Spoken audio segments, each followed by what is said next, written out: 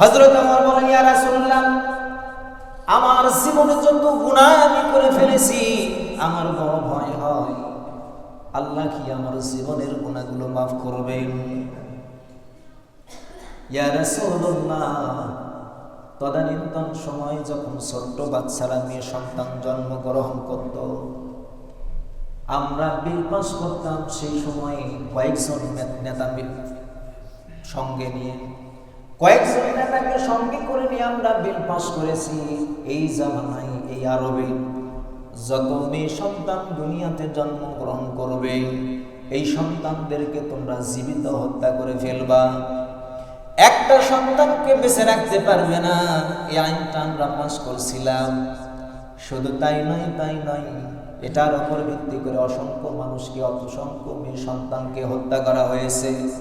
ইয়া রাসূলুল্লাহ, কত সন্তান, কত মেয়ে সন্তান দুনিয়া থেকে বিদায় গ্রহণ করেছে।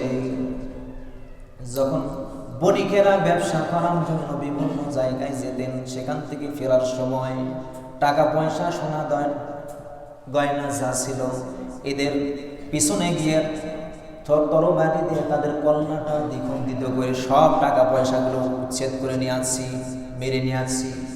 ইয়া রাসূলুল্লাহ, আমার জীবনের গুনাহগুলো কি মাফ হবে? আল্লাহ রাব্বুল আলামিন শাবান মাসে অসংখ্য বান্দার জীবনের গুনাহগুলো আল্লাহ পাক মাফ করে দেয়। সুবহানাল্লাহ। নবী করিম সাল্লাল্লাহু আলাইহি সাল্লাম হাদিস শরীফে এটাও বলছেন যে শাবান মাসে আল্লাহ রাব্বুল আলামিন বান্দার বাৎসরিক আমল নামাটা আল্লাহর কাছে পেশ করা হয়। নবী করিম সাল্লাল্লাহু আলাইহি সাল্লাম শাবান মাসে এই জন্য বেশি বেশি নফল ইবাদত করতেন, তাসবিহ, তাহলিল, জিকির, আজকার, কোরআন তেলাওয়াত, বেশ করে নফল ইবাদতের ভিতরে নবী করিম সাল্লাল্লাহু আলাইহি সাল্লাম রোজা, নফল রোজা বেশি বেশি রাখতেন। সাহাবী কেরাম বলছেন, ইয়া রাসূলুল্লাহ, রমজান মাসের পর তো আপনাকে শাবান মাসের মতো অন্য কোনো মাসে নফল ইবাদত করতে দেখিনি। মানে এই তুলনায় শাবান মাসে যতটুকু রাসূল সাল্লাল্লাহু আলাইহি সাল্লাম নফল ইবাদত করতেন, রোজা রাখতেন, শাবান মাসে বেশি। নবী করিম সাল্লাল্লাহু আলাইহি সাল্লাম সাহাবীদের প্রশ্নের জবাবে তিনি বললেন, আল্লাহ রাব্বুল আলামিন এই মাসে বান্দার আমল নামাটা আল্লাহ পাকের দরবারে পেশ করা হয়। এই জন্য আমি রোজা রাখি, এর জন্য যেন রোজা অবস্থায় আমার আমল নামাটা আল্লাহর কাছে পেশ করা হয়। সুবহানাল্লাহ। নবী করিম সাল্লাল্লাহু আলাইহি সাল্লাম বলেন, আল্লাহ রাব্বুল আলামিন অসংখ্য অগণিত মানুষদেরকে আল্লাহ পাক এই মাসে জীবনের গুনাহগুলো মাফ করে দেন। তবে কয়েক শ্রেণীর ব্যক্তির গুনাহ মাফ করেন না। শাবান মাসের এই বরকত থেকে, এই নাজাত থেকে, এই গুনাহ মাফ থেকে 7 শ্রেণীর ব্যক্তি পরিত্রাণ পাবে। কয় শ্রেণী? 7 শ্রেণী। 7 শ্রেণীকে আল্লাহ রাব্বুল আলামিন যতক্ষণ পর্যন্ত মানুষেরা নিজে তওবা না করে আল্লাহর দিকে না ফিরে আসবে, ততক্ষণ পর্যন্ত এই ব্যক্তিদের গুনাহ মাফ হবে না। তবে গুনাহ মাফ হবে, শর্ত কিন্তু আছে একটা, কি? তওবা করতে হবে। কি করতে হবে? তওবা। আর তওবা মানে কিন্তু এই নয় সকালে তওবা করলেন, বিকেলে আপনার আবার সেই চুরি, ডাকাতি, ছিনতাই, আবার রাহাজানি, আবার অকাম, বদকাম, অন্যায় কাজ করা, চুরি করা। তওবা মানে হলো ফিরে আসা। কি আসা? ফিরে আসা। ওই যে একটা লোক বলে না, নারী আর বেল তলায় যাবে না, কথা বলে কি না? মানে বেলের বাড়ি খাসে একবার মাথায়, ও যতদিন মাথা ব্যথা থাকবে, যতদিন ওই বেল খাওয়ার, বাড়ি খাওয়ার কষ্টটা থাকবে, মনে থাকবে, ততদিন পর্যন্ত বেলের গাছ তলায় যাবে না। মানে একদম ফিরে আসছে ওখান থেকে। তো তওবা মানে হচ্ছে ফিরে আসা। আপনি অতীতে যা করেছেন সেই অকাম বদকাম যা আল্লাহর হুকুম আহকামগুলো অমান্য করেছেন ভুল করে, শয়তানের ফেরে পড়ে, ওখান থেকে আপনি তওবা করে ফিরে আসলেন আল্লাহর দিকে, আল্লাহর দরবারে। নবী করিম সাল্লাল্লাহু আলাইহি সাল্লাম বলেন, যে ব্যক্তি সঠিকভাবে তওবা করবে আল্লাহ রাব্বুল আলামিন তার জীবনের গুনাহগুলো মাফ করে দেবেন। সুবহানাল্লাহ। শুধু তাই নয়, বিশ্বনবী মুহাম্মদুর রাসূলুল্লাহ সাল্লাল্লাহু আলাইহি সাল্লাম বলেন, নবীজি বলেন, যে ব্যক্তি তওবা করলো তার জীবনের যতটুকু গুনাহ তার জীবনে হয়ে গেল, আল্লাহ রাব্বুল আলামিন তার জীবনের গুনাহগুলো মাফ করে দেবেন।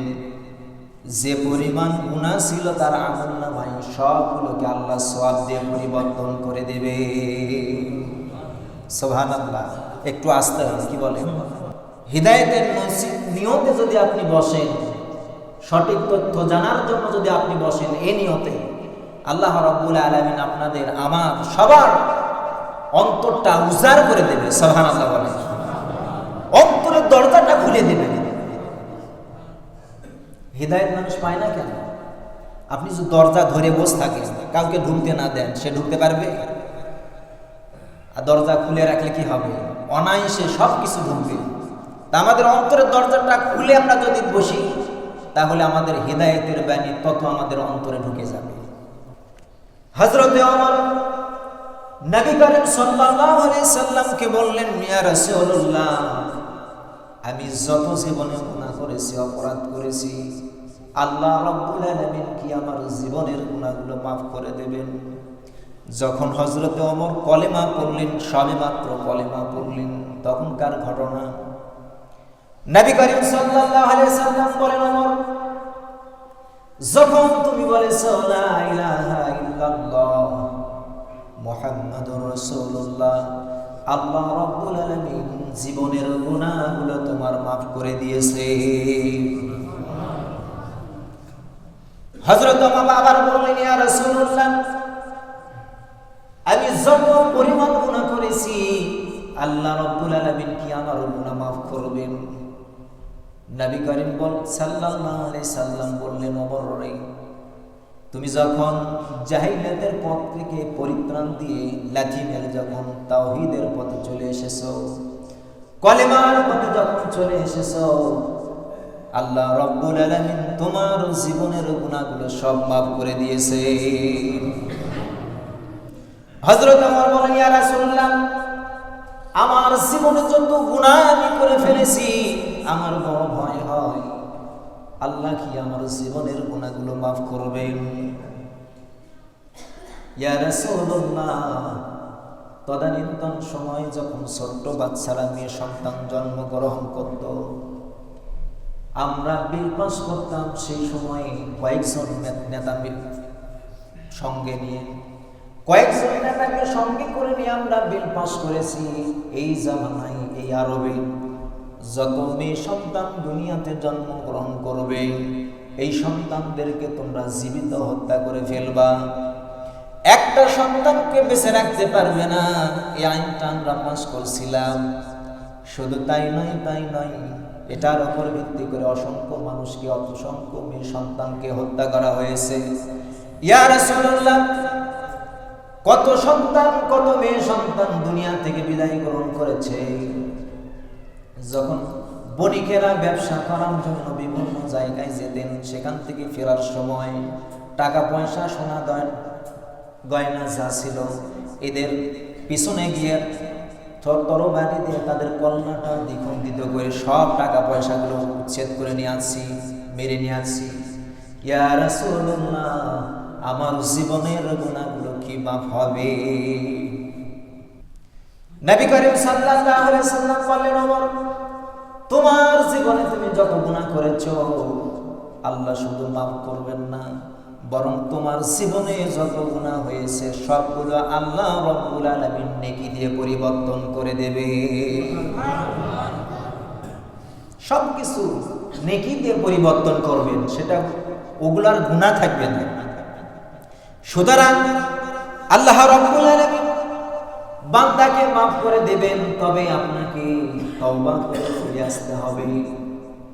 সঠিক কথা, সঠিক তথ্য জানার পরেও যদি আপনি অন্যায়ের পথে থাকেন, সঠিক ইনফরমেশন আপনাকে দেওয়ার পরেও যদি আপনি গুমরাহির পথে থাকেন, সঠিক কোরআনের কথাগুলো যদি বোঝানোর পরেও যদি আপনি মনে করেন আমার দাদার পিছ থেকে আমার সরা যাবে না, আমার চাচার পিছ থেকে আমার সরা যাবে না, এতে ইসলামের 14 গোষ্ঠী নষ্ট হলেও আমি আমার চাচাকে ছাড়তে রাজি নই, এইরকম নিয়ত নিয়ে যদি আপনি বসেন, কিয়ামত হয়ে যাবে, আল্লাহ রাব্বুল আলামিন আপনার নসিবে হিদায়াত দেবেন না, হিদায়াত দেবেন না। জীবনে যতগুলো গুনাহগুলো করেছেন, একটা গুনাহ এরকম শাবান মাস আসবে, রমজান মাস চলে যাবে, কদরের মাস চলে যাবে, হাজারো কদরের মাস আপনার জীবনে আসবে, একটা পয়সার গুনাহ আপনার জীবন থেকে মুছা সম্ভব নয় যতক্ষণ পর্যন্ত আপনি তওবা না করবেন।